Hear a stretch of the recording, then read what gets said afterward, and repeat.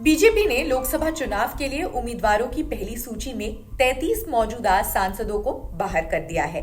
ऐसे में सवाल इस बार लोकसभा चुनाव के लिए पीएम मोदी के लक्ष्य पर जा उठता है।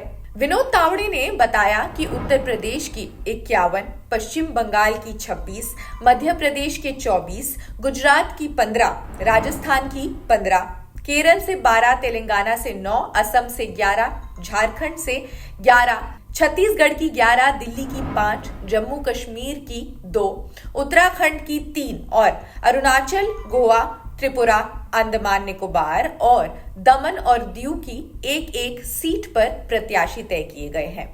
पीएम मोदी ने लोकसभा चुनाव में बीजेपी के लिए अपने दम पर कम से कम 370 सीटें जीतने का लक्ष्य रखा है।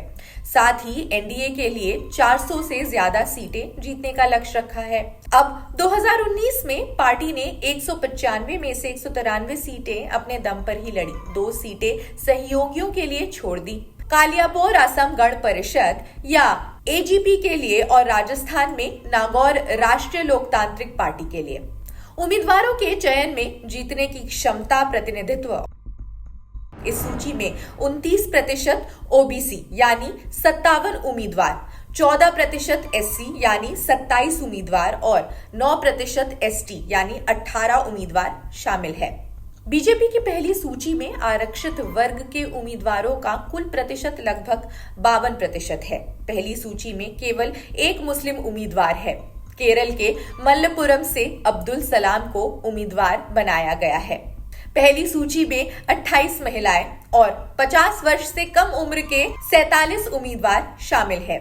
भाजपा की सामाजिक न्याय की पिच को ध्यान रखते हुए महिलाओं, युवाओं, किसानों, गरीबों पर पीएम मोदी का जोर है। भाजपा के लोकसभा चुनाव उम्मीदवारों की प्रारंभिक सूची का नेतृत्व प्रधानमंत्री नरेंद्र मोदी ही कर रहे हैं। फिर से वाराणसी से चुनाव लड़ने वाले हैं। केंद्रीय गृह मंत्री अमित शाह, जिन्होंने 2014 के आम चुनावों में पार्टी को भारी जीत दिलाई, गुजरात के गांधीनगर से मैदान में उतर रहे हैं। केंद्रीय रक्षा मंत्री राजनाथ सिंह उत्तर प्रदेश के लखनऊ से, केंद्रीय महिला एवं बाल विकास मंत्री स्मृति ईरानी उत्तर प्रदेश के अमेठी से चुनाव लड़ेंगी, जहां उन्होंने 2019 में वरिष्ठ कांग्रेस नेता राहुल गांधी को हराया। राज्यसभा सांसद ज्योतिरादित्य सिंधिया मध्य प्रदेश के गुणा से चुनाव लड़ेंगे। ये सीट पहले 2002 से उनके पास ही थी। 2019 में बीजेपी उम्मीदवार कृष्णपाल सिंह यादव से हार गए। शिवराज सिंह चौहान, जिन्हें पिछले साल बीजेपी की जीत के बावजूद मध्य प्रदेश का मुख्यमंत्री नियुक्त नहीं किया गया था, एक राष्ट्रीय पद की ओर बढ़ते दिख रहे हैं, क्योंकि वे अब लोकसभा चुनाव लड़ेंगे विदिशा से। विज्ञान मंत्री किरण रिजिजू अरुणाचल पश्चिम से लड़ेंगे। 2019 में भाजपा के दूसरे कार्यकाल के लिए सत्ता संभालने के बाद रिजिजू ने कानून और युवा मामलों सहित कई महत्वपूर्ण मंत्रालयों का नेतृत्व किया।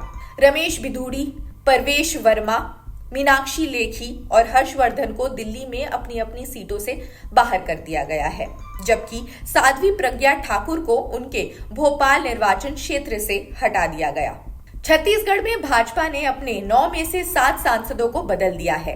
केवल दुर्ग से विजय बाघेल और राजनांदगांव से संतोष पांडे ने अपनी सीट बरकरार रखी। उत्तर प्रदेश और मध्य प्रदेश में पार्टी ने अपने ज्यादातर पुराने उम्मीदवारों को ही बरकरार रखा है, लेकिन यूपी में कई प्रमुख सीटों के लिए उम्मीदवारों की घोषणा की जानी है। वरुण गांधी और मेनका गांधी को अभी टिकट नहीं दिया गया है। रवि किशन को बीजेपी ने यूपी के गोरखपुर से मैदान में उतारा। भोजपुरी फिल्म स्टार रवि किशन ने बीजेपी द्वारा एक बार फिर उन पर भरोसा जताने और उन्हें आगामी लोकसभा चुनाव के लिए गोरखपुर से मैदान में उतारने के बाद प्रधानमंत्री नरेंद्र मोदी को धन्यवाद दिया।